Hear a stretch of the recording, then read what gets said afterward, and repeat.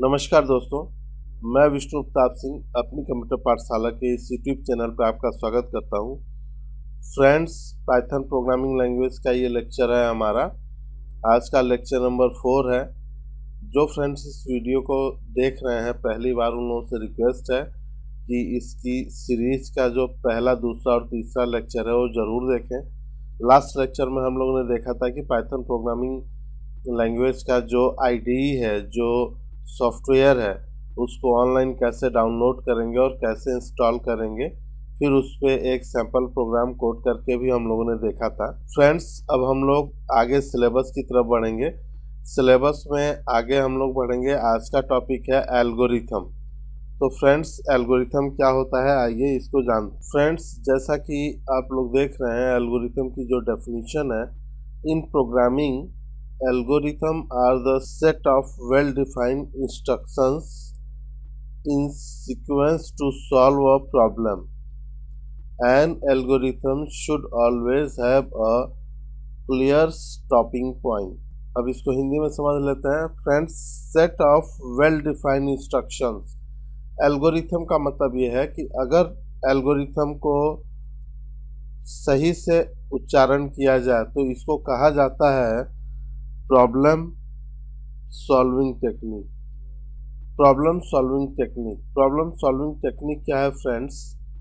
यानी कि किसी भी प्रॉब्लम का सॉल्यूशन अगर हमें लेना है या प्रॉब्लम को सॉल्व करना है, उसका सॉल्यूशन अगर हमें चाहिए, तो हम एल्गोरिथम के माध्यम से ले सकते हैं। कैसे ले सकते हैं? तो सबसे पहले यहाँ पे तो जानना ये ज़रूरी है कि आपके सामने प्रॉब्लम क्या है। What is problem? तो फ्रेंड्स, प्रॉब्लम का मतलब ये है कि जैसे मान लीजिए सपोज आप क्या पढ़ रहे हैं, आप एक प्रोग्रामिंग लैंग्वेज पढ़ रहे हैं, आप पढ़ रहे हैं सॉफ्टवेयर डेवलपमेंट। किसी भी सॉफ्टवेयर की रिक्वायरमेंट कब लगती है? जैसे मान लीजिए कि आपका एक कोई स्कूल या कॉलेज है, उसमें स्टूडेंट का मैनेजमेंट, अटेंडेंस मैनेजमेंट आप ऑनलाइन करना चाहते हैं या कंप्यूटर के माध्यम से करना चाहते हैं। स्टूडेंट की फीस की डिटेलिंग आप कंप्यूटर पे रखना चाहते हैं। एम्प्लॉय की सैलरी, एम्प्लॉय का अटेंडेंस आप कंप्यूटर से मेंटेन करना चाहते हैं। आप चाहते हैं कि अगर बच्चा एब्सेंट हो तो ऑटोमेटिक उसके पेरेंट्स के पास मैसेज चला जाए कंप्यूटर के माध्यम से। तो ये सभी क्या है? ये सभी आपके सामने प्रॉब्लम है। अभी तक आपके संस्था में या स्कूल कॉलेज में जो भी काम हो रहा है वो मैनुअल हो रहा है, यानी रजिस्टर पे हो रहा है, रजिस्टर और कलम के हेल्प से हो रहा है। आप चाहते हैं ये सारा का सारा वर्क कंप्यूटर पे मेंटेन होने लगे। कंप्यूटर पे मेंटेन होगा तो फ़ायदा क्या होगा? पहला तो आपको उसकी सिक्योरिटी बढ़ जाएगी, डेटा मेंटेन करने की ज़रूरत नहीं पड़ेगी, डेटा में कोई भी हेर फेर नहीं हो सकता, जैसे कि कोई पेज फाड़ दे, इस तरह का कुछ नहीं हो सकता।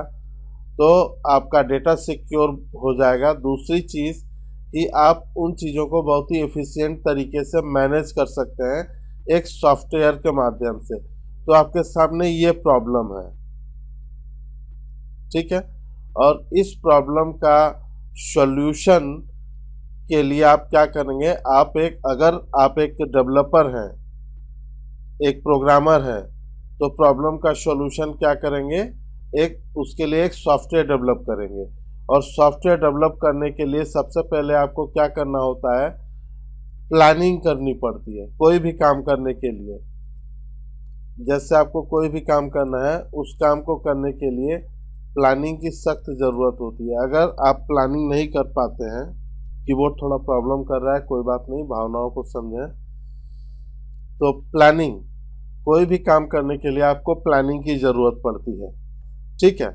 तो सॉफ्टवेयर जब आप डेवलप करेंगे, अगर आप एक प्रोग्रामर हैं, सॉफ्टवेयर डेवलप करेंगे, तो सॉफ्टवेयर डेवलप करने से पहले आपको कैसे कैसे कौन कौन से स्टेप उठाने हैं, उसके लिए प्लानिंग करनी पड़ती है। और वही प्लानिंग हमारा एल्गोरिथम कहलाता है। एक लाइन में अगर हम एल्गोरिथम को डिफाइन करें तो एल्गोरिथम क्या है? किसी भी प्रॉब्लम का सॉल्यूशन स्टेप बाय स्टेप हम कैसे करेंगे, ये पेपर पे सब्जेक्टिव फॉर्म में लिखना एल्गोरिथम कहलाता है। ये पूरा सब्जेक्टिव फॉर्म में लिखा रहेगा, यानी कि किसी भी प्रॉब्लम का सॉल्यूशन आपने बनाया सॉफ्टवेयर के माध्यम से, तो वो सॉफ्टवेयर जो है वो आपका ऐसा रहना चाहिए कि यूज़र जो काम करना चाहे आसानी से कर सके।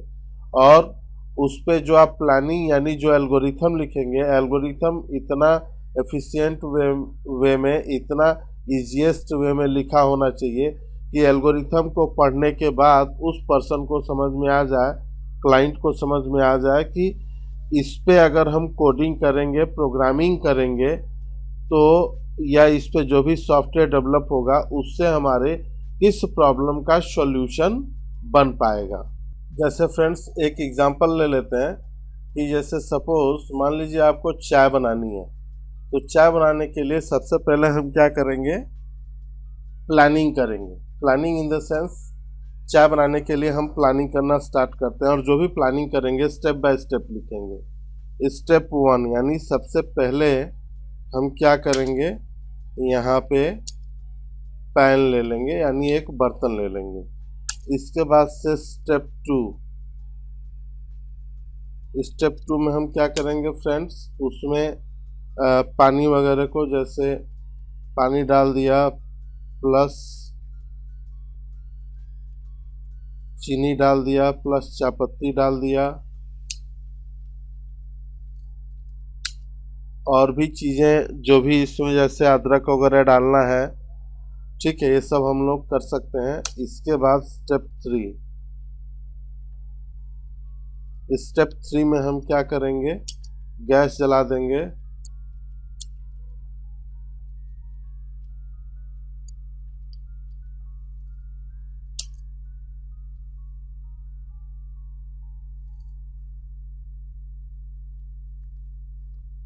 फ्रेंड्स कीबोर्ड गड़बड़ कर रहा है, इसलिए स्टेप की स्पेलिंग मिस्टेक हो रही है।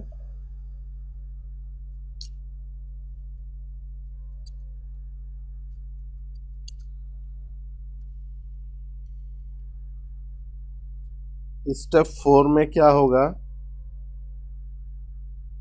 यहाँ पे थोड़ी देर गर्म होने के बाद हम क्या करेंगे, इसमें दूध डाल देंगे।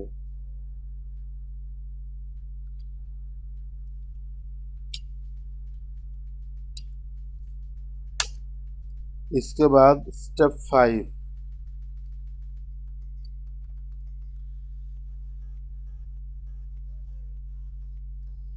बॉईल होगा। देन स्टेप 6 में आपका हो जाएगा फ्रेंड्स सर्व। इस तरह से स्टेप बाय स्टेप हम लोग वर्किंग करेंगे, यानी कि जैसे चाय बनानी है तो सबसे पहले हमें ये इन चीज़ों को ध्यान में रखना पड़ेगा। सबसे पहले हमें कढ़ाई लेनी पड़ेगी, उसके बाद से उसमें पानी, चीनी और चायपत्ती लेना पड़ेगा।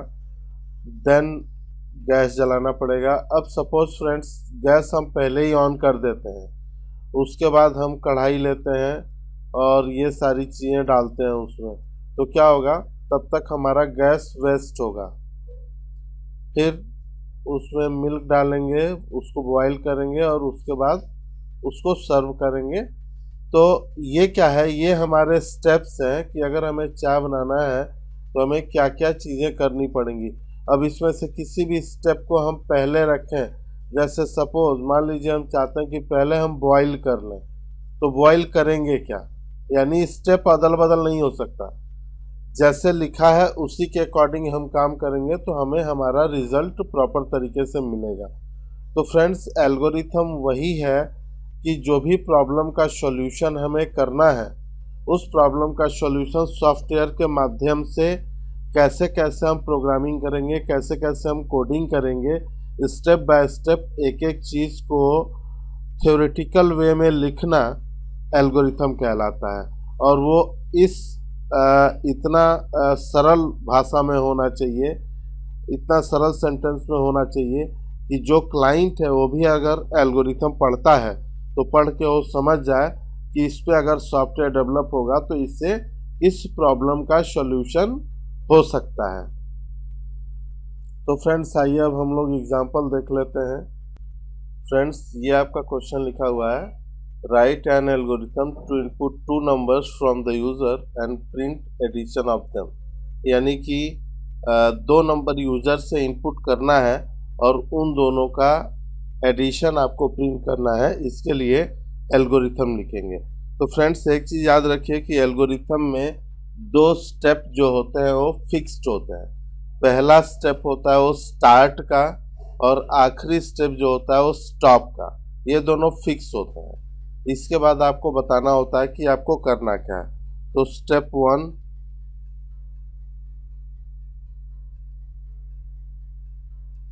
ये आपका स्टार्ट होगा।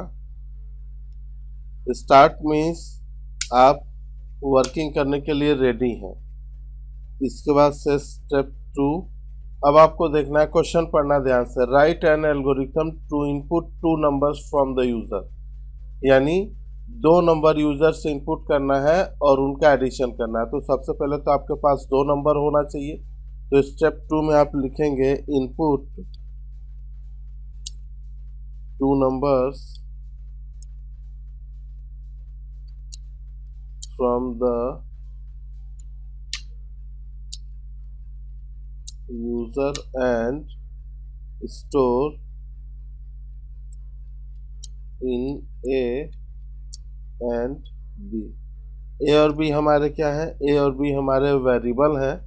इस वेरिएबल में हम दो नंबर को स्टोर करेंगे। स्टेप 3 आएगा आपका, दो नंबर मिल चुका है, इसलिए स्टेप 3 में हम क्या करेंगे, इन दोनों का एडिशन करेंगे। add A and B and store in C। C हमारा एक थर्ड वेरिएबल है जिसके अंदर दोनों को ऐड करके स्टोर कर देंगे। C में रिजल्ट आ चुका है। स्टेप 4 में हम क्या करेंगे, यहाँ पे प्रिंट C कर देंगे, प्रिंट C। और स्टेप 5 में आपका हो जाएगा फ्रेंड स्टॉप। ये आपका बन गया एल्गोरिथम इस क्वेश्चन का, यानी दो नंबर यूजर से इनपुट करना है और इनपुट करने के बाद उन दोनों का एडिशन प्रिंट करना है। तो सिंपल सा समझना है, पहला स्टेप स्टार्ट होगा ही होगा। इसके बाद क्वेश्चन कह ही रहा है कि input two numbers from the user, user से दो नंबर लेना है। सेम यही मैसेज देना है, input two numbers from the user and store in A and B. A और बी आपके वेरिएबल है जिसके अंदर दो नंबर इनपुट हो जाएगा और इसके बाद से इन दोनों को ऐड करना है, दोनों ऐड हो जाएगा और सी में स्टोर हो जाएगा। देन सी को प्रिंट कर देंगे, रिजल्ट आपका आ जाएगा और आखिरी स्टेप आपका स्टॉप हो जाएगा। तो फ्रेंड्स इस तरह से हम लोग एल्गोरिथम लिखते हैं। कुछ एक्सरसाइज है हमारे पास जिसको आप लोग ट्राई करिए, ट्राई करके कमेंट में आप लोग ज़रूर इसका आंसर दीजिए और मैं कोशिश करूँगा करेक्ट करने के लिए। और अगर नहीं हो पाएगा तो उन सभी एक्सरसाइज को मैं नेक्स्ट लेक्चर में करवा भी दूंगा। फ्रेंड्स ये हमारा एग्जाम्पल था जो हमने करवाया आप लोगों को। ये आपका एक्सरसाइज है। पहला क्वेश्चन है आपका, एक रेक्टेंगल का लेंथ और ब्रेथ इनपुट कराना है, लंबाई और चौड़ाई, और ये बताना है कि उस रेक्टेंगल का एरिया कितना होगा। एरिया फाइंड करने का पहला आपको एल्गोरिथम लिखना है। दूसरा एल्गोरिथम लिखना है कि एक सर्कल का रेडियस इनपुट कराना है यूजर से और उस सर्कल का एरिया फाइंड आउट करना है। फ्रेंड्स सर्कल का एरिया फाइंड आउट करने का जो फॉर्मूला होता है, एरिया बराबर पाई आर स्क्वायर होता है। एरिया बराबर पाई आर स्क्वायर। आर यूजर से इनपुट कर लेंगे और इस फार्मूले पे कैलकुलेट कर लेंगे।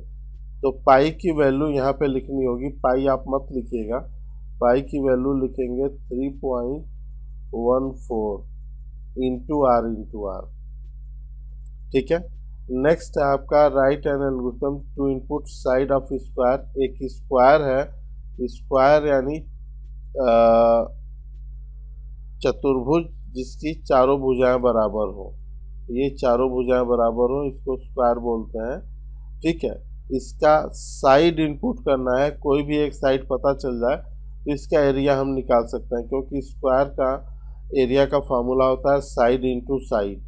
तो साइड इनपुट करना है और इसका एरिया निकालना है।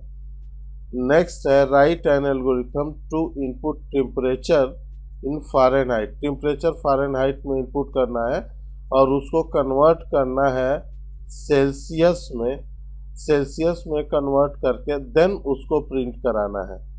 तो फ़ारेनहाइट को सेल्सियस में कन्वर्ट करने का जो फॉर्मूला होता है फ्रेंड्स, वो मैं लिख देता हूँ यहाँ पे, देख लीजिए आप लोग।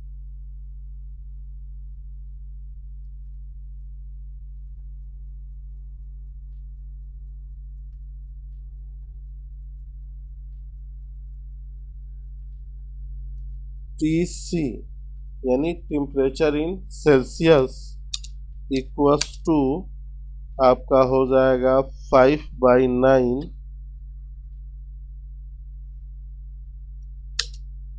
इंटू ब्रैकेट में फ़ारेनहाइट -32। ये फार्मूला होता है, ये फार्मूला आप लोग लगा लेंगे फ्रेंड। तो लास्ट वाला ये जो है यहाँ से ये सेल्सियस में कन्वर्ट होकर टेम्परेचर आपका आ जाएगा। नेक्स्ट इसके बाद आपका आता है कंडीशनल एल्गोरिथम, यानी हम लोग देखेंगे, इतना करने के बाद हम लोग देखेंगे कंडीशनल एल्गोरिथम, यानी कि अगर हमें कोई डिसीजन मेकिंग वर्किंग करनी है, एल्गो लिखना है, जैसे 2 नंबर में ग्रेटर कौन सा है, ठीक है, कोई भी पर्सन वोटिंग के लिए एलिजिबल है या नहीं, तो इस तरह के लिए हम लोग यूज़ करते हैं कंडीशनल एल्गो। इसको हम लोग नेक्स्ट लेक्चर में डिस्कस करेंगे फ्रेंड्स। तो फ्रेंड्स जो भी इसका सॉल्यूशन आप लोग करेंगे कमेंट में लिखिए, या अगर आप लोग कमेंट में नहीं कर पाते हैं तो नीचे हमारा जो व्हाट्सएप नंबर दिया हुआ है उस पर आप लोग व्हाट्सएप कर सकते हैं करेक्शन के लिए, और मैं करेक्ट करके आपको रिप्लाई कर दूंगा। Thanks for watching friends.